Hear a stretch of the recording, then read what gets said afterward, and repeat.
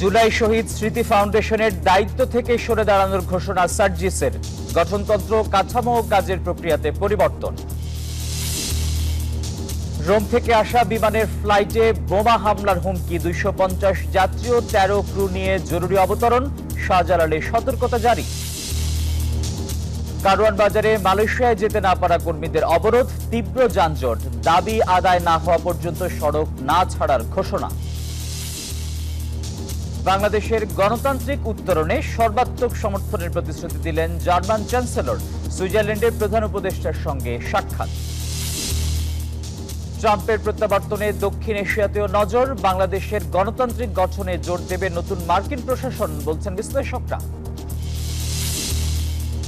পশ্চিম তীরে ইসরায়েলি হামলায় নিহত 10, গাজায় আরও 120 মরদেহ উদ্ধার। হামাস ঠেকাতে ব্যর্থতার দায়ে আইডিএফ প্রধানের পদত্যাগ। এবং বিপিএলে শুরু হচ্ছে চট্টগ্রাম পর্বের শেষ রাউন্ডের খেলা। দুপুরে স্বাগতিকদের প্রতিপক্ষ ঢাকা, সন্ধ্যায় মুখোমুখি বরিশাল, খুলনা।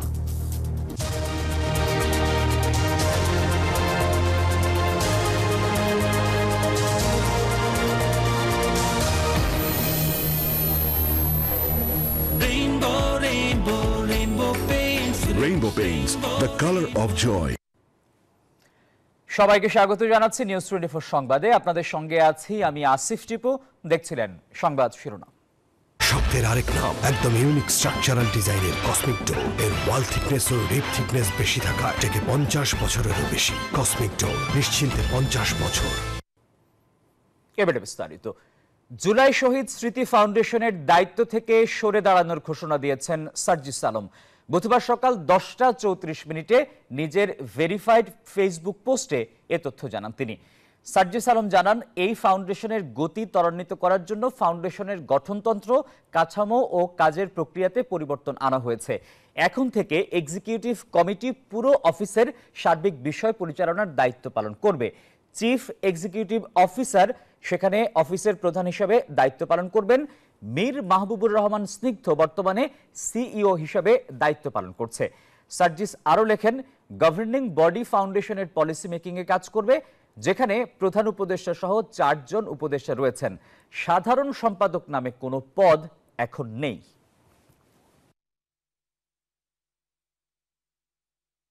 এই যে আমার ব্যাংক আরএফএল গ্যাস স্টোভ, এর সায়েন্টিফিক নজল আর ব্রাশ বার্নার তাপকে সমানভাবে ছড়িয়ে খরচ বাঁচায় 25%। আরএফএল গ্যাস স্টোভ নিরাপদ ও গ্যাস সাশ্রয়ী। 304 ফুড গ্রেড স্টেইনলেস স্টিলে তৈরি, যা নিশ্চিত করে জংবিহীন সিঙ্কের আজীবন নিশ্চয়তা। আরএফএল কিচেন সিঙ্ক, স্বাস্থ্যকর কিচেনের চিরস্থায়ী সমাধান। রোম থেকে ঢাকায় আসা বিমান বাংলাদেশ এয়ারলাইন্সের একটি ফ্লাইটে বোমা রয়েছে, এমন আতঙ্কে হযরত শাহজালাল আন্তর্জাতিক বিমানবন্দরে সতর্কতা জারি করা হয়েছে। বুধবার বিমান বাংলাদেশের বিজি 356 নম্বর ফ্লাইটটিতে বোমা থাকার আতঙ্কে এই সতর্কতা জারি করা হয়। বিমানবন্দরের নির্বাহী পরিচালক গ্রুপ ক্যাপ্টেন কামরুল ইসলাম বিষয়টি নিশ্চিত করেছেন। তিনি জানান, বিজি 356 নম্বর ফ্লাইট রোম থেকে ঢাকায় আসার পথে বোমা হামলার হুমকি দেওয়া হয়েছে। ফ্লাইটটি সকাল 9:20 হযরত শাহজালাল বিমানবন্দরে জরুরি অবতরণ করেছে।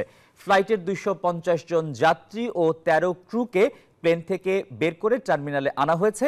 প্লেনে কোনো বোম থ্রেট আছে কিনা তা জানতে প্লেনটিতে বোমা ডিসপোজাল ইউনিট সহ যৌথ বাহিনী পাঠানো হবে।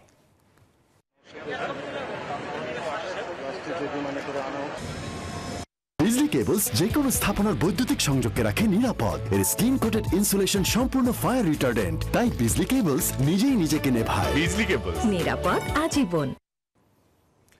রাজধানীর কারওয়ান বাজারে সড়ক অবরোধ করে বিক্ষোভে নেমেছেন মালয়েশিয়ায় যেতে না পারা কর্মীরা। সকাল থেকে কারওয়ান বাজার সার্ক ফোয়ারার সামনে সড়ক অবরোধ করে অবস্থান নেন তারা। গত 31 মে কলিং ভিসায় মালয়েশিয়া যেতে না পারা 18,000 কর্মীদের মহাসমাবেশ এবং অবস্থান কর্মসূচি শীর্ষক ব্যানারে সকাল থেকেই সড়কের উপর অবস্থান করছেন এসব কর্মীরা। এতে মূল সড়কের উভয় পাশে যানবাহনের দীর্ঘ জটলা তৈরি হয়েছে। অবরোধের কারণে কারওয়ান বাজার থেকে পান্থপথ সড়কে যান চলাচল বন্ধ রয়েছে।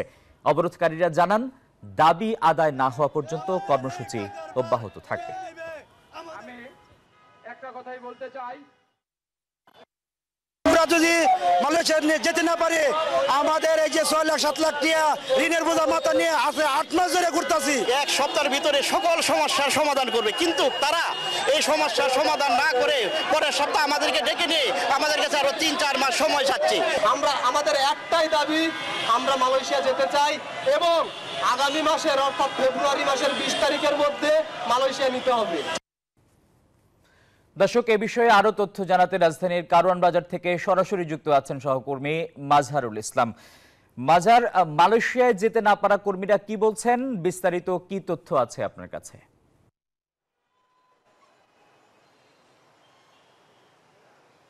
আসিফ, আপনাকে ধন্যবাদ। আপনি যেমনটা বলছিলেন, আজকে সকাল 9টার পরে মালয়েশিয়া যেতে ইচ্ছুক প্রায় 150 জন বা 200-র মতো কর্মী তারা কারওয়ান বাজার অবরোধ করে।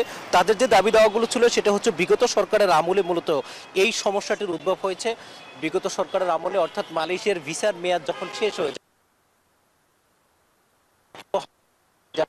কর্মী যারা আছেন তাদের কিন্তু এই সমস্যা, এবং তৎকালীন সরকারের সময় কিন্তু আশ্বাস দেওয়া হয়েছিল যে দ্রুত সময়ের মধ্যেই তাদেরকে মালয়েশিয়া পাঠানো হবে, এবং যাদের ভিসার মেয়াদ শেষ হয়ে গেছে এবং ভিসা পেয়েও যারা যেতে পারেননি, সরকারের পক্ষ থেকে কিন্তু তখন নানাবিধ প্রতিশ্রুতি দেওয়া হয়েছিল। কিন্তু 5 আগস্টের পরিবর্তিত প্রেক্ষাপটের ফলে এই সমস্যার কিন্তু এখনো সমাধান হয়নি। আপনি জানেন যে এই যে সমস্যার সমাধান না হওয়াতে প্রায় 18,000 কর্মী যারা বিভিন্নভাবে টাকা উপার্জন করে বা বিভিন্ন মাধ্যমে টাকা সংগ্রহ করে যারা মালয়েশিয়া যাওয়ার কথা ছিল, তাদের সে মালয়েশিয়া যাওয়া কিন্তু অনিশ্চিত হয়ে পড়েছে। ফলশ্রুতিতে তারা তাদের সে অধিকার আদায়ে মূলত আজকে বেলা সকাল 9টার দিকে তারা এই জায়গায় এসে হাজির হয় এবং তারা নানাবিধ স্লোগান দিতে থাকে, এবং একটা পর্যায়ে তারা মূলত রাস্তা অবরোধ করলে কিন্তু যান চলাচল বন্ধ হয়ে যায়। তখন এখন কিন্তু রাস্তা ঠিক আছে, অর্থাৎ যান চলাচল স্বাভাবিক আছে, এবং যারা আছেন তারা কিন্তু প্রবাসী কল্যাণ ভবনের দিকে চলে গেছেন। সব মিলিয়ে এই ছিল আমার কাছে সর্বশেষ তথ্য। মাজহার, আপনাকে ধন্যবাদ। দর্শক, রাজধানীর কারওয়ান বাজার থেকে জানাচ্ছিলেন সহকর্মী মাজহারুল ইসলাম। যাচ্ছি পরবর্তী প্রসঙ্গে। সাবেক তথ্য প্রযুক্তি প্রতিমন্ত্রী জুনায়েদ আহমেদ পলক, ঢাকা উত্তর সিটি কর্পোরেশনের সাবেক মেয়র আতিকুল ইসলাম ও সাবেক এমপি সাদেক খানকে ফের রিমান্ডে নেওয়া হয়েছে। বুধবার সকালে ঢাকার metropolitan magistrate GM Farhan Ishtiaq তাদের রিমান্ড মঞ্জুর করেন। উত্তরা পূর্ব থানার হত্যা মামলায় সাবেক মেয়র আতিকুল ইসলামের 10 দিনের রিমান্ড আবেদন করা হয়, আদালত 3 দিন মঞ্জুর করেন। মোহাম্মদপুর থানার হত্যা চেষ্টা মামলায় সাবেক মন্ত্রী জুনায়েদ আহমেদ পলক, সাদেক খান ও সাবেক কাউন্সিলর সলিমুল্লাহ সলুর 5 দিনের রিমান্ড আবেদন করা হয়, আদালত তাদের 2 দিনের রিমান্ড মঞ্জুর করেন।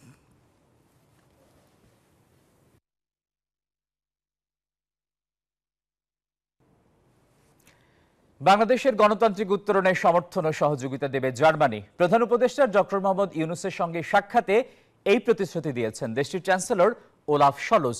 সুইজারল্যান্ডের দাভোসে বিশ্ব অর্থনৈতিক ফোরামের বৈঠকের সাইডলাইনে 2 নেতার এই সাক্ষাৎ হয়। এছাড়াও আরও কয়েকটি দেশের সরকার প্রধানের সঙ্গে সাক্ষাৎ করেছেন ডক্টর ইউনূস। নতুন বাংলাদেশের প্রতিনিধি হয়ে সুইজারল্যান্ড সফরে অন্তর্বর্তী সরকারের প্রধান উপদেষ্টা ডক্টর মোহাম্মদ ইউনূস মঙ্গলবার দেশটিতে পৌঁছান। গিয়েই ব্যস্ত হয়ে পড়েন সফরসূচিতে। ওয়ার্ল্ড ইকোনমিক ফোরামের বৈঠকে যোগ দিতে ডক্টর ইউনূসের এই সফর। মঙ্গলবার বৈঠকের সাইডলাইনে সাক্ষাৎ করেন জার্মানির চ্যান্সেলর ওলাফ শলসের সঙ্গে। সাক্ষাতে বাংলাদেশের গণতান্ত্রিক উত্তরণে সর্বাত্মক সমর্থন ও সহযোগিতা দেওয়ার কথা জানান জার্মান চ্যান্সেলর। বলেন, এ বিষয়ে যেন বাংলাদেশ সরকার নিশ্চিত থাকে। সাক্ষাতে 2 নেতা বিভিন্ন বিষয় নিয়ে আলোচনা করেন, যার মধ্যে ছিল জুলাই আন্দোলনের কারণ, বাংলাদেশের প্রতিবেশী রাষ্ট্রগুলোর সঙ্গে সম্পর্ক, রোহিঙ্গা সংকট এবং মিয়ানমারের নিরাপত্তা পরিস্থিতি।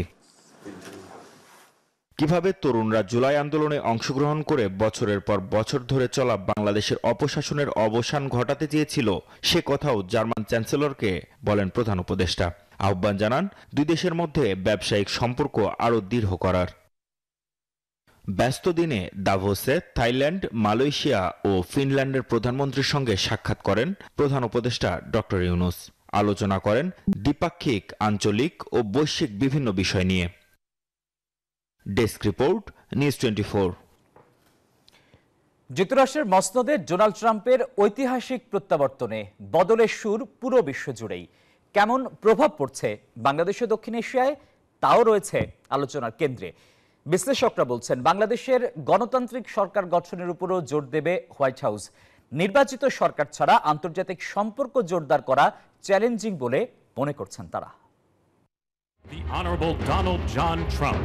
দ্বিতীয়বারের মতো মার্কিন মসনদে প্রেসিডেন্ট ডোনাল্ড ট্রাম্প। তার শপথের বক্তব্যে নতুন স্বপ্ন দেখছে মার্কিনীরা। ট্রাম্পের বিজয়ের পর থেকেই আলোচনা কোন পথে এগোবে বাংলাদেশ যুক্তরাষ্ট্র সম্পর্ক। আন্তর্জাতিক সম্পর্ক বিশ্লেষকরা বলছেন, মার্কিন যুক্তরাষ্ট্রের সরকার পরিবর্তন হলেও তাদের বিদেশ নীতিতে তেমন কোনো পরিবর্তন আসে না। তাই বাংলাদেশ নীতিতেও নড়চড় হওয়ার সম্ভাবনা কম। পাশাপাশি ডেমোক্রেটিক দলের সঙ্গে অন্তর্বর্তীকালীন সরকারের ঘনিষ্ঠ সম্পর্ক দ্বিপাক্ষিক সম্পর্কে প্রভাব ফেলবে না বলেও মত তাদের। বাংলাদেশের সম্পর্কটা আমি মনে করি বড় আকারেই অর্থনীতির উপরই থাকবে, অতটা সামরিক থাকবে না। নতুনত্ব যেহেতু একটা সম্ভাবনা আছে, আমারও হোমওয়ার্ক করা দরকার যে আমার কোথায় আমার লাভ। মার্কিন যুক্তরাষ্ট্র একটা সুপার পাওয়ার, সেই দেশের পররাষ্ট্র নীতি কোনো ব্যক্তির সম্পর্কের উপর ভিত্তি করে হয় না। ইন্টারিম গভর্নমেন্ট কিভাবে মার্কিন যুক্তরাষ্ট্র হোক, চীন হোক, অন্যান্য দেশগুলির সাথে সম্পর্ক রক্ষা করে যাচ্ছে এবং বাংলাদেশকে কতটুকু প্রায়োরিটি ডোনাল্ড ট্রাম্পের সরকার দিবে, এইগুলি প্রত্যেকটা জিনিস ম্যাটার করবে। এই দুই আন্তর্জাতিক সম্পর্ক বিশ্লেষকের মতে, ভারতের সাথে দ্বিপাক্ষিক সম্পর্ক জোরদারের পাশাপাশি বাংলাদেশে দ্রুত নির্বাচনের ব্যাপারে দৃষ্টি থাকবে ট্রাম্পের। তবে নতুন অভিবাসন ও শুল্ক নীতির পরিবর্তনকে গুরুত্ব দিচ্ছেন তারা। আমি মনে করি যে তার একটা বড় অ্যাটেনশন থাকবে যে কত তাড়াতাড়ি নির্বাচন হবে। তার একটা বড় চেষ্টা থাকবে ভারতের সাথে বড় একটা সম্পর্ক করার। ট্রাম্প অ্যাডমিনিস্ট্রেশন যদি ট্যাক্সেশনটাকে খুব রিগোরাসলি ইমপ্লাই করে ওয়েস্টার্ন মার্কেটের উপরে বা কানাডার উপরে, সেই ক্ষেত্রে আমাদের একটু চিন্তার বিষয় থাকবে। অভিবাসীদের ক্ষেত্রে আমাদের ছাত্রছাত্রীরা ওখানে পড়ছেন, আমাদের মানুষজন ওখানে আছেন যারা অবৈধ, তাদের নিশ্চয়ই ফেরত আসতে হবে। বাংলাদেশের অর্থনীতি ও কূটনীতি এখন অনেকটা বৈশ্বিক বাণিজ্যের উপর নির্ভরশীল। তাই স্পষ্টতভাবেই নতুন ট্রাম্প প্রশাসনের সঙ্গে সম্পর্কের ক্ষেত্রে বাংলাদেশকে আরো বেশি কৌশলী হওয়ার তাগিদ বিশেষজ্ঞদের। প্রমাদ চৌধুরী, নিউজ 24, ঢাকা। বেগম খালেদা জিয়ার চিকিৎসায় লন্ডন ক্লিনিককে ওয়ান স্টপ সার্ভিস হিসেবে ব্যবহার করা হবে বলে জানিয়েছেন তার ব্যক্তিগত চিকিৎসক AZM জাহিদ হোসেন। সকালে বিএনপি চেয়ারপারসনের চিকিৎসার সবশেষ অগ্রগতি সাংবাদিকদের জানান ডক্টর জাহিদ। বলেন, এরই মধ্যে বিএনপি চেয়ারপারসনের রিপোর্টগুলো প্রফেসর জন প্যাট্রিক কেনেডির নেতৃত্বাধীন মেডিকেল বোর্ড পর্যালোচনা করেছে। আরও কিছু পরীক্ষা নিরীক্ষার জন্য সিদ্ধান্ত নেওয়া হয়েছে। 2-1 দিনের মধ্যে লন্ডনের আরও 2জন চিকিৎসক তাকে দেখবেন। ডক্টর জাহিদ হোসেন জানান, যুক্তরাষ্ট্রের জন হপকিন্স হাসপাতালের মেডিকেল টিমের সদস্যরাও লন্ডন ক্লিনিক গঠিত মেডিকেল বোর্ডের সভায় অংশ নিয়েছিলেন।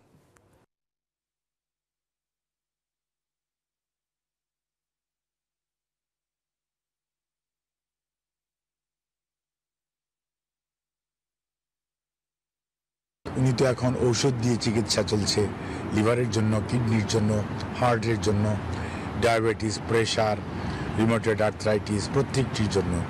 এর বাইরেও আরও যদি কোনো চিকিৎসা করা যায়, সেজন্যই আমরা জন হপকিন্সের মেডিকেল টিমের সদস্যরাও এখানে অংশগ্রহণ করেছিল, যাতে আমরা এটাকে একটা মানে আপনার এক ছাদের নিচে চিকিৎসা, যেটা বলে ওয়ান আমব্রেলা নিচে ওয়ান স্টপ সার্ভিসের মতো, সেটা করার ব্যাপারে ওনারা উদ্যোগ গ্রহণ করেছেন।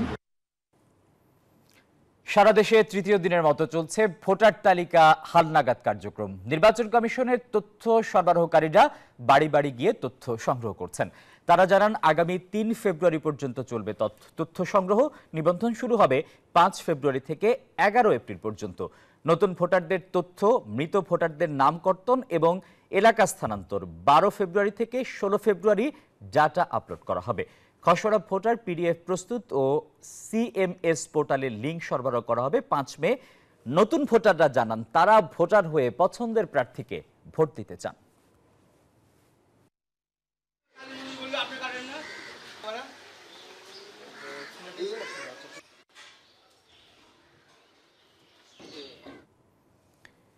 সাবেক কৃষিমন্ত্রী আব্দুর রাজ্জাকের দুর্নীতি, স্বজনপ্রীতি ও ক্ষমতার দাপটে অতিষ্ঠ ছিলেন মধুপুর ও ধনবাড়িবাসী। তার আত্মীয় স্বজনের বিরুদ্ধেও রয়েছে দখল, দুর্নীতি আর অবৈধ সম্পদ অর্জনের সীমাহীন অভিযোগ। এমনকি সাবেক এই কৃষিমন্ত্রীর ক্ষমতার অপব্যবহার থেকে রেহাই পাননি স্থানীয় আওয়ামী লীগ নেতাকর্মীরাও। আহমেদ রাসেলের তথ্য এবং ছবিতে ডেস্ক রিপোর্ট। 2001 সালে টাঙ্গাইল 1 আসনে আওয়ামী লীগের মনোনয়ন দেয়া হয় ডক্টর আব্দুর রাজ্জাককে। চাকরি ছেড়ে নির্বাচনে অংশ নিয়ে জয় পান তিনি। এরপর তাকে আর পেছনে ফিরে তাকাতে হয়নি। 2008 সালে এমপি হয়ে খাদ্যমন্ত্রী, 2014 সালে এমপি, 2018-তে এমপি হয়ে কৃষিমন্ত্রী এবং 2024 সালে আবারও এমপি নির্বাচিত হন। অভিযোগ আছে টাঙ্গাইল জেলায় তার আঙুলের ইশারাতেই চলত সব কর্মকাণ্ড। তার একক কর্তৃত্বে খণ্ড বিখণ্ড হয়ে পড়ে ধনবাড়ী ও মধুপুর উপজেলা আওয়ামী লীগ। পছন্দের লোকদের পদে বসাতে কোণঠাসা করেন ত্যাগী নেতাকর্মীদের। জুলাই বিপ্লবের পর হত্যা মামলা সহ একাধিক মামলায় গ্রেপ্তার হন তিনি। আত্মীয়করণ ছাড়া দলীয় কোনো লোকজনরে কোনো সুযোগ সুবিধা দেয় নাই। এই কারণে অনেক প্রবীণ দলীয় লোক, সাবেক বিবি মিবি এরকম ছিল আওয়ামী লীগের, তারা স্ট্রোক করে মারা গেছে। গত 15 সেপ্টেম্বর সাবেক কৃষিমন্ত্রী ডক্টর আব্দুর রাজ্জাকের অবৈধ সম্পদ ও দুর্নীতি নিয়ে দুদকে লিখিত অভিযোগ সামাজিক যোগাযোগ মাধ্যমে ভাইরাল হয়। উঠে আসে দুর্নীতি, দখলদারিত্ব, নিয়োগ ও তদবির বাণিজ্যের মাধ্যমে বিপুল অর্থ লুটপাটের তথ্য।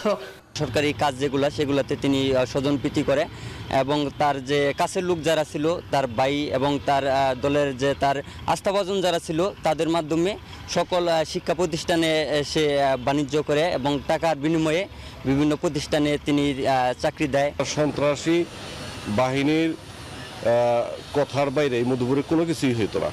আপনার ধরুন যে অটোগুলি চলে, রিক্সা চলে, তারপর সিএনজি চলে, বাস, ট্রাক, সমস্ত সেক্টরই ওনার সন্ত্রাসী বাহিনীর নিয়ন্ত্রণে ছিল। বিদেশে তার 12টা পেট্রোল পাম্প, বিলাসবহুল হোটেল এবং বিভিন্ন ব্যবসা প্রতিষ্ঠানের মালিক উনি হয়েছেন। বিএনপি নেতাকর্মীরা বলেন, মধুপুর ও ধনবাড়ির রাজনীতিকে বিরাজনীতিকরণ করে আত্মীয়দের দিয়ে নিজ দল সহ অন্যান্য দলের নেতাকর্মীদের অত্যাচার করতেন আব্দুর রাজ্জাক। এমনকি তার মতের বাইরে গেলে করতেন হামলা, দিতেন মামলা। আমি বর্তমানে 9টা মামলা খেয়েছি, আমাকে 4 বার গ্রেপ্তার করেছে, 2 বার জেল খেটেছি, আর আমাদের প্রত্যেকটা নেতাকর্মীকে সে ঘরছাড়া করেছে। যে কেউ দুর্নীতি করলে পরিণতি আব্দুর রাজ্জাকের মতোই হয় উল্লেখ করে দুর্নীতিমুক্ত দেশ গড়তে ছাত্র জনতার সমান্তরালে কাজ করবে বলে আশা করেন সুশাসনের জন্য নাগরিক সুজনের জেলা সম্পাদক। প্রথমত আইনের শাসন প্রতিষ্ঠিত হওয়া দরকার। আইনের শাসন প্রতিষ্ঠিত হওয়া দরকার। ধর্মীয় যে অনুশাসন সেটারও দরকার। মানুষের ওই যে আমরা বদলে দিতে চাই সব কিছু, দেশ বদলাবো, পৃথিবী বদলাবো, আগে নিজেদেরকে বদলাতে হবে। সাবেক এই মন্ত্রীর সব অবৈধ সম্পদ অনুসন্ধানের মাধ্যমে দ্রুত জব্দ করে উপযুক্ত বিচার দাবি করেন ভুক্তভোগীরা। Desk report, news 24। নিউজ 24 সংবাদের সময় হলো একটা বিরতির। আরো খবর নিয়ে ফিরছি, আমাদের সঙ্গেই থাকুন।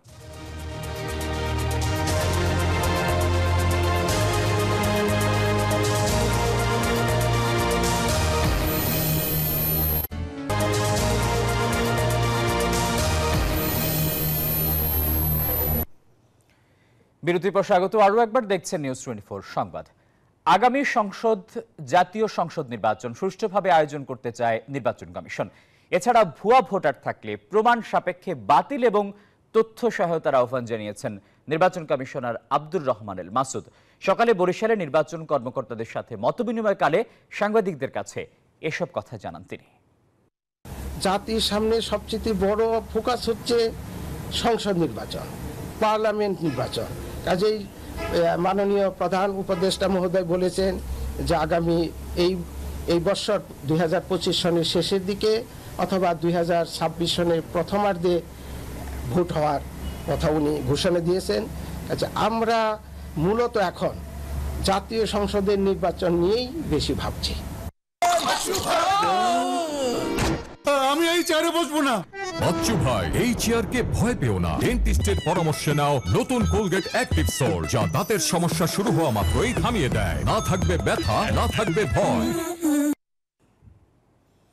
দর্শক, রাজধানীর গুলশানে বিএনপি চেয়ারপারসনের কার্যালয়ে খেলাফত মসজিদের সঙ্গে বৈঠক শেষে কথা বলছেন বিএনপি নেতা নজরুল ইসলাম খান। আমরা সরাসরি চলে যাচ্ছি তার বক্তব্যে। সর্বাত্মক একটা রূপ নেয় এবং সরকার, স্বৈরাচারী সরকার ফ্যাসিবাদে পরিণত হয় এবং সেই ফ্যাসিবাদী সরকারের পতন ঘটে 5ই আগস্ট। ফ্যাসিবাদের সরকারের প্রধান পালিয়ে যান। এখন আন্দোলনের একটা পর্যায়ের সমাপ্তি হয়েছে, আমরা সফল হয়েছি আল্লাহর মেহেরবানিতে, কিন্তু গণতন্ত্র পুনঃপ্রতিষ্ঠার কাজ এখনো অবশিষ্ট রয়েছে। এই অবস্থায় আমরা যারা দীর্ঘদিন আমাদের আন্দোলনের সাথী ছিলেন, আমরা একসাথে জোটবদ্ধভাবে আন্দোলন করেছি, যুগপৎ আন্দোলন করেছি এবং এই ফ্যাসিবাদ পতনে ইসলামিক দলগুলির মধ্যে যারা অত্যন্ত সক্রিয় ছিলেন তার মধ্যে অন্যতম বাংলাদেশ খেলাফত মজলিস। সেই খেলাফত মজলিসের মাননীয় আমির মহাসচিব সহ সিনিয়র নেতৃবৃন্দ এসেছিলেন। তাদের সঙ্গে আমাদের দলের মহাসচিব মির্জা ফখরুল ইসলাম আলমগীর সহ আমরা বসেছি, দীর্ঘ সময় আমরা আলোচনা করেছি এবং দেশে বিদ্যমান আর্থসামাজিক রাজনৈতিক পরিস্থিতি, মানুষের আকাঙ্ক্ষা এবং তা পূরণের লক্ষ্যে আমাদের কি করণীয় এ সম্পর্কে আমরা আলোচনা করেছি। আমরা কখনোই আমাদের খুব একটা দ্বিমত কখনো না, আমরা একসাথে একমত হয়েই আন্দোলন করেছি বহু বছর ধরে। কাজেই এখনো আজকে যে আলোচনা করেছি আমরা, এই আলোচনায় আমাদের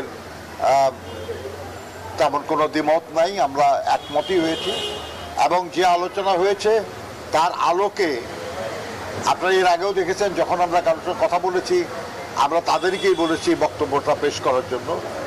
আজকে সেই জন্য খেলাফত মজলিসের সংগ্রামী মহাসচিব ডক্টর আহমেদ আব্দুল কাদের সাহেব উনি বক্তব্য রাখবেন। এখন ডক্টর আহমেদ আব্দুল কাদের। পুরোপুরি বিসমিল্লাহির রহমানির রহিম। প্রিয় সাংবাদিক বন্ধুগণ, খেলাফত মজলিসের পক্ষ থেকে আমরা 9 জন আমির মজলিসের নেতৃত্বে আমরা 9 জন প্রতিনিধি বিএনপি গুলশান অফিসে মহাসচিব এবং স্থায়ী কমিটির অন্যতম সদস্য নজরুল ইসলাম খানের সঙ্গে আমরা কথা বলেছি। দীর্ঘ আলোচনা হয়েছে। আলোচনার প্রেক্ষিতে যেভাবে আমরা একমত হয়েছে আমি এক এক করে শোনাচ্ছি আপনাদেরকে। 1, জাতীয় ঐক্য সুসংহত করার জন্য আন্তঃদলীয় সংলাপকে অব্যাহত রাখা, মানে বিভিন্ন দলগুলোর মধ্যে সংলাপ করতে হবে, এটা আমরা একমত হয়েছি। 2, দ্রুত সময়ের মধ্যে প্রয়োজনীয় সংস্কার সম্পন্ন করে 2025-এর মধ্যে জাতীয় নির্বাচন ব্যবস্থা করা। 3, দ্রব্যমূল্য নিয়ন্ত্রণ, আইন শৃঙ্খলা পরিস্থিতির উন্নয়নের উদ্যোগ নিতে হবে। 4, ইসলামী মূল্যবোধ সমুন্নত রাখা ও ধর্মীয় সম্প্রীতি রক্ষার জন্য সবাইকে ইতিবাচক ভূমিকা পালন করতে হবে। 5, স্বৈরাচার ফ্যাসিবাদ যাতে মাথাচাড়া দিয়ে না উঠতে পারে সেজন্য জাতীয় ঐক্য অটুট রাখতে হবে। 6, খুন, গুম, হত্যা, নির্যাতনের যারা জড়িত দ্রুত বিচার আইনের আওতায় এনে তাদের বিচার ব্যবস্থা করা। দর্শক, রাজধানীর গুলশানে বিএনপির চেয়ারপারসনের কার্যালয়ে খেলাফত মজলিসের সঙ্গে বিএনপির একটি বৈঠক অনুষ্ঠিত হয়েছে। বৈঠক শেষে দলটির নেতারা সাংবাদিকদের ব্রিফ করছিলেন, আমরা সরাসরি যুক্ত ছিলাম।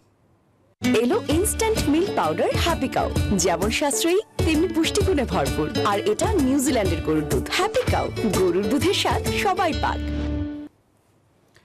অবিশ্বাস্য হলেও সত্য, প্রতি বছর একই কলেজ থেকে প্রায় অর্ধশতাধিক শিক্ষার্থী ভর্তির সুযোগ পায় বিভিন্ন সরকারি মেডিকেল কলেজে। এবছরও সুযোগ পেয়েছেন 53 শিক্ষার্থী।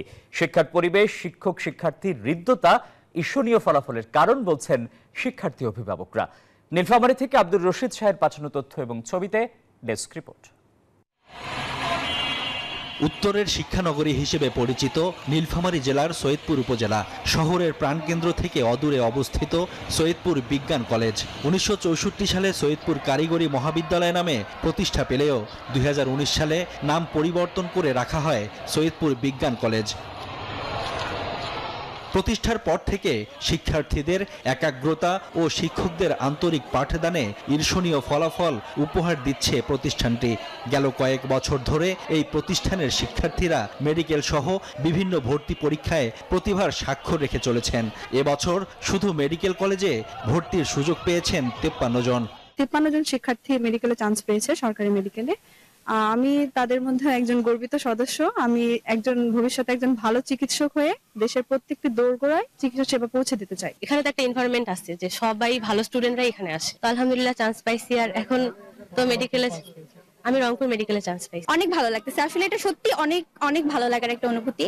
সফলতার শিখরে পৌঁছানো শিক্ষার্থীরা অনুপ্রেরণা বাকি শিক্ষার্থীদের। বিভিন্ন জেলার শিক্ষার্থীদেরও স্বপ্ন এই প্রতিষ্ঠানে পড়ার। যেই ভাইদের সাথেই থাকি তারা কোনো না কোনো মেডিকেলে চান্স পায়, এটা আমাদের জন্য বা আমার জন্য অনেক ইন্সপিরেশন। আমার বড় ভাইরা অনেক ভালো রেজাল্ট করেছেন, এবার মেডিকেলে 53 জন চান্স পেয়েছেন, তো আমরা তাদের দেখে শিখতে চাই। সর্বোচ্চ দিয়ে পাঠদানের চেষ্টা করেন শিক্ষকরা। সন্তানদের এই প্রতিষ্ঠানে পড়াতে পেরে খুশি অভিভাবকরাও। আমরা বাচ্চা এখানে ভর্তি হলে আমরা আশা করি যে একটা কিছু ভালো রেজাল্ট করবে। আমরা শিক্ষার্থীদের এই সাফল্যে গর্বিত। শিক্ষার্থীদের শুধু পাঠদান করার সেটা না, তারা কিভাবে আলোকিত মানুষ হবে, কিভাবে দেশপ্রেমিক নাগরিক হবে, এটা আমরা শিক্ষা দিয়ে থাকি। নানাবিধ উন্নয়নে সরকার নজর দিলে শিক্ষার মান আরো বাড়বে বলে আশা প্রতিষ্ঠানের অধ্যক্ষের। দূর দূরান্ত থেকে অনেক স্টুডেন্ট এখানে আসে পড়তে, তাদের একটা থাকার চ্যালেঞ্জ হয়, এখানে থাকা মানে ভালো থাকার ব্যবস্থা, সেটা আমরা কলেজের পক্ষ থেকে করতে পারি না, কারণ আমাদের হোস্টেল নাই। এটা যদি হয়ে যায় তাহলে আমরা আসলে আমাদের আর কোনো প্রয়োজন নাই, বাকি আমাদের রিসোর্স কিন্তু আছে। মূল রিসোর্স হচ্ছে আমাদের ভালো স্টুডেন্ট আছে। এবছর সৈয়দপুর বিজ্ঞান কলেজ থেকে উচ্চ মাধ্যমিক পরীক্ষায় 262 শিক্ষার্থী অংশ নিয়ে 100% পাস সহ জিপিএ 5 পেয়েছেন 255 জন। Desk report, news 24। দর্শক, সংবাদের শুরুতে আপনাদের যেমনটা জানিয়েছিলাম, ইতালির রোম থেকে ঢাকায় আসা বিমান বাংলাদেশ এয়ারলাইন্সের একটি ফ্লাইটে বোমা রয়েছে এমন আতঙ্কে হযরত শাহজালাল আন্তর্জাতিক বিমানবন্দরে সতর্কতা জারি করা হয়েছে। এ বিষয়ে আরো জানাতে শাহজালাল বিমানবন্দর থেকে সরাসরি যুক্ত হচ্ছেন সহকর্মী মাসুদ সুমন। সুমন, বিমানের জরুরি অবতরণ নিয়ে বিমানবন্দর কর্তৃপক্ষ কি বলছে?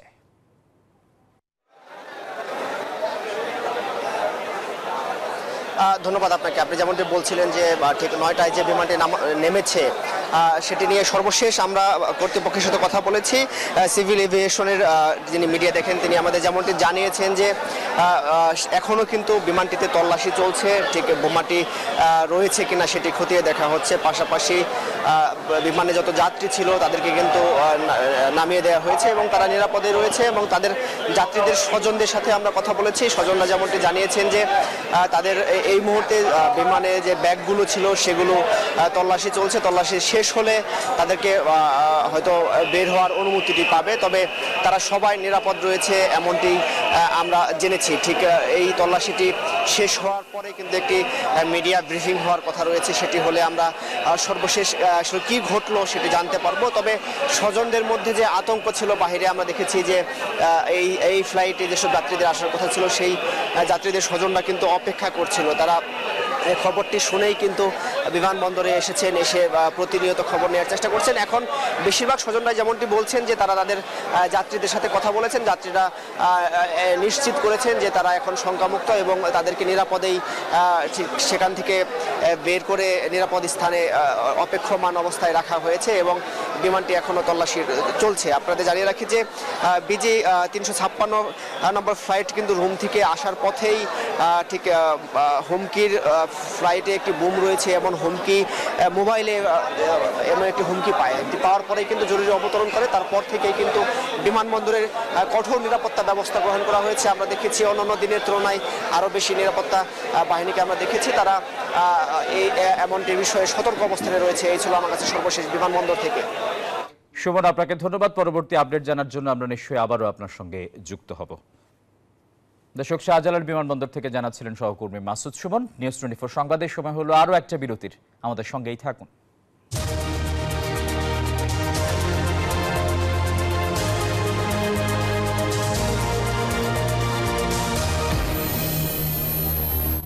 নুডলস খান নাই? তাহলে তো নুডলসই খান নাই। নুডলস খান নাই? তো নুডলসই খান নাই।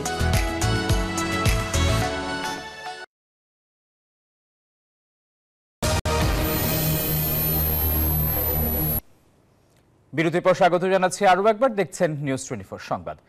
ভোলার মেঘনা নদীতে বালু ভর্তি বাল্কহেডের ধাক্কায় মাছ ধরার নৌকা ডুবে গেছে। এই ঘটনায় মোহাম্মদ দুলাল মাঝি নামে জেলে নিখোঁজ রয়েছেন।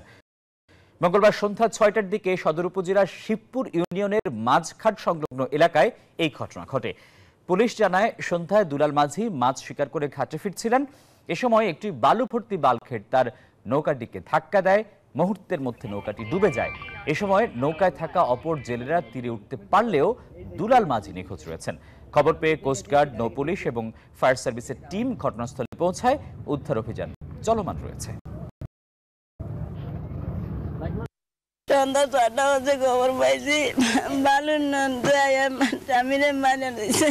আমরা কোস্টগার্ড, ফায়ার সার্ভিস এবং আমাদের নৌ পুলিশ সহ স্থানীয় লোকজন সহ আমরা নদীতে নিখোঁজ ব্যক্তিকে সন্ধান করতেছি।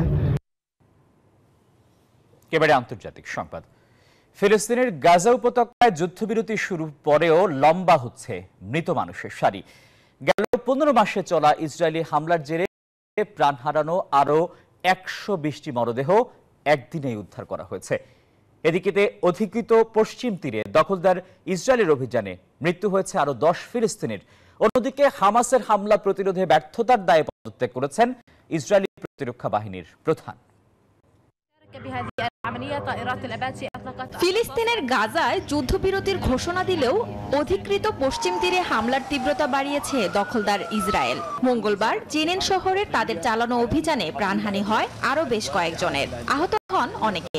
গভীর রাত পর্যন্ত অব্যাহত ছিল ইসরায়েলি অভিযান। ইসরায়েলি হামলা না থাকলেও গাজায় 48 ঘন্টায় আরো শতাধিক মরদেহ উদ্ধার করা হয়েছে। স্থানীয় স্বেচ্ছাসেবীরা ধ্বংসস্তূপের মাঝে খুঁজে বেড়াচ্ছেন মৃতদের দেহাবশেষ, তবে কঙ্কাল ছাড়া পাওয়া যাচ্ছে না কিছুই।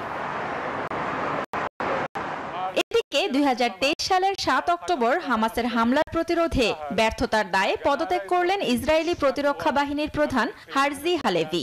আগামী 6 মার্চ থেকে তার পদত্যাগ কার্যকর হবে।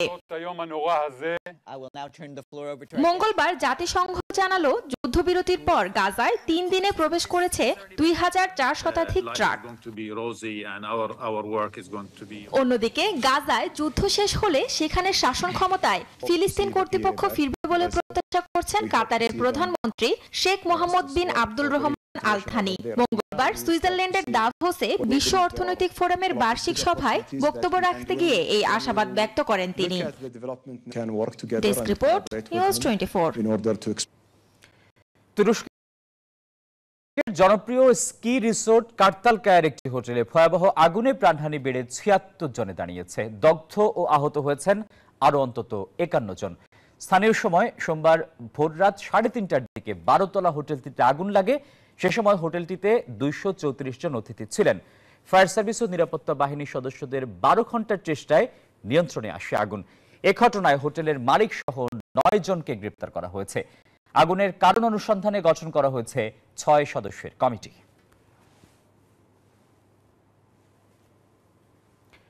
প্রথম কর্মদিবসেই চীনা পণ্যে 10% শুল্ক বসানোর আগ্রহের কথা জানিয়েছেন মার্কিন প্রেসিডেন্ট ডোনাল্ড ট্রাম্প। ক্যাপিটল হিলে দাঙ্গাকারীদের ক্ষমা করার বিষয়ে বললেন, তাদের দেয়া শাস্তি ছিল হাস্যকর। এদিকে ট্রাম্পের শপথ গ্রহণের পরই চীনের প্রেসিডেন্ট শি জিনপিং এর সঙ্গে ভিডিও কলে কথা বলেছেন রাশিয়ার প্রেসিডেন্ট ভ্লাদিমির পুতিন। শেষ হলো নয়া মার্কিন প্রেসিডেন্টের প্রথম কার্যদিবস। ক্ষমতার প্রথম দিনেই কলমের এক খোঁচায় বদলে ফেললেন অনেক কিছু। আর দিন শেষে এক সংবাদ সম্মেলনে চীনের সাথে বাণিজ্য ইস্যুতে নতুন বার্তা দিলেন প্রেসিডেন্ট ডোনাল্ড ট্রাম্প। হোয়াইট হাউসে মঙ্গলবার সাংবাদিকদের ট্রাম্প জানান, আগামী ফেব্রুয়ারি থেকে চীনের তৈরি পণ্যতে 10% শুল্ক আরোপের বিবেচনা করছেন তিনি। কারণ মেক্সিকো ও কানাডায় ফেন্টানিল মাদক পাঠাচ্ছেন দেশটি। ইউরোপীয় ইউনিয়নের উপরেও শুল্ক আরোপের প্রতিশ্রুতি দেন ট্রাম্প। ইউরোপীয় ইউনিয়ন আমাদের প্রতি খুবই খারাপ, তাদের উপর শুল্ক আরোপের জন্য আমরা প্রস্তুত। ন্যায্যতা পাওয়ার এটাই একমাত্র উপায়। এদিন 2021 সালে ক্যাপিটলে পুলিশ অফিসারদের উপর হামলার জন্য দোষী সাব্যস্ত ব্যক্তিদের ক্ষমা করার সিদ্ধান্তকে আবারও সমর্থন করেন ট্রাম্প। আমার কাছে মনে হয়েছে তাদের শাস্তি হাস্যকর এবং অতিরিক্ত ছিল। ইউক্রেন যুদ্ধ বন্ধে রুশ প্রেসিডেন্ট ভ্লাদিমির পুতিনের সাথে কথা বলবেন বলেও জানান নয়া মার্কিন প্রেসিডেন্ট। আবারও বলেন তিনি ক্ষমতায় থাকলে কখনোই শুরু হতো না এ যুদ্ধ। এদিকে ট্রাম্পের শপথ গ্রহণের পরই নিজের গুরুত্বপূর্ণ মিত্র পুতিনকে ভিডিও কল করেছেন চীনা প্রেসিডেন্ট শি জিনপিং। আগামী দিনে চীন রাশিয়ার কৌশলগত সহযোগিতামূলক সম্পর্ককে আরও গভীর করার বিষয়ে ঐক্যমত্যে পৌঁছেছেন তারা। নিবির আমিন, নিউজ 24। নিউজ 24 সংবাদের সময় হলো আরো একটা বিরতির, আমাদের সঙ্গেই থাকুন।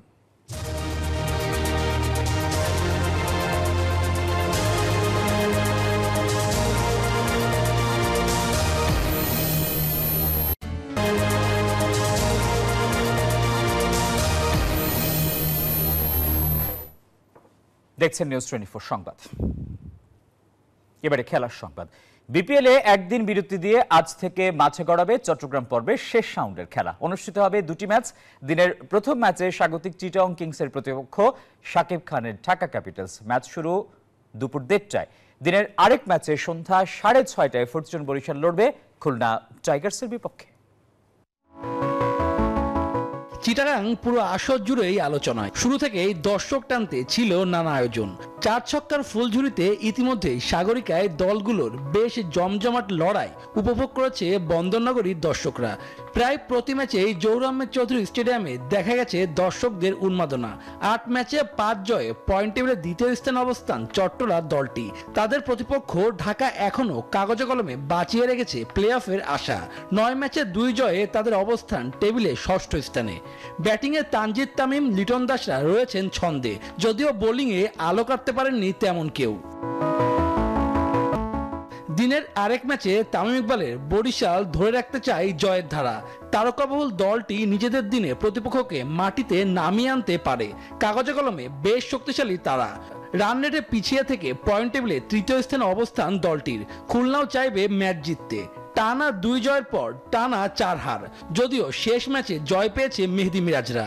আমরা ম্যাচ বাই ম্যাচ আগানোর ট্রাই করছি এবং প্রত্যেকটা ম্যাচ নিয়ে ফোকাস করছি এবং ম্যাচ বাই ম্যাচ আগানোটাই ভালো হবে, যেহেতু সামনের দিকে আমাদের বড় বড় খেলা আসছে বা সেমিফাইনাল খেলা আসবে ইনশাল্লাহ। তো আশা করছি যে ম্যাচ বাই ম্যাচ আমরা ভালো কিছু করে ইনশাল্লাহ সামনের দিকে আগাবো। সবারই তো লক্ষ্য কোয়ালিফাই করা, তো আমাদেরও সেই লক্ষ্যই আমরা খেলতে থাকবো। পয়েন্ট টেবিলে আমরা আপাতত ভালো অবস্থানেই আছি, তো আশা করি আমাদের কয়েকটা ম্যাচ আরো উইন করতে পারলে আমরা অবশ্যই কোয়ালিফাই করে নেক্সট রাউন্ডে যাব। বিপিএল এ বৃহস্পতিবার শেষ হচ্ছে চট্টগ্রাম পর্ব, এরপর আবারও শুরু হবে ঢাকা পর্বের লড়াই। শুভদেবনাথ, নিউজ 24। সিরিজের দ্বিতীয় ওয়ানডেতে ওয়েস্ট ইন্ডিজ নারী দলকে 7 রানে হারিয়েছে টাইগ্রিসরা। এই জয়ে ওয়ানডে বিশ্বকাপে সরাসরি খেলার সুযোগ উজ্জ্বল করেছে জ্যোতি নাহিদারা। ওয়ানজার পার্কে শুরুতে ব্যাট করতে নেমে দলীয় 35 রানের মধ্যেই সাজ করে ফেরেন মুর্শিদা ও ফারজানা। স্কোরবোর্ডে 56 রান উঠতেই আউট হন শারমিন আক্তার। এরপর ক্যাপ্টেন নিগার সুলতানা জ্যোতির 68 রানে ভর করে বাংলাদেশ নারী দলের ইনিংস থামে 184 রানে। জবাবে 124 রান তুলতে পেরেছে ক্যারিবীয়রা। নাহিদা 3, রাবেয়া ও ফাহিমা নেন 2টি করে উইকেট। 2 দলের 3 ম্যাচ সিরিজ এখন 1-1 সমতায়।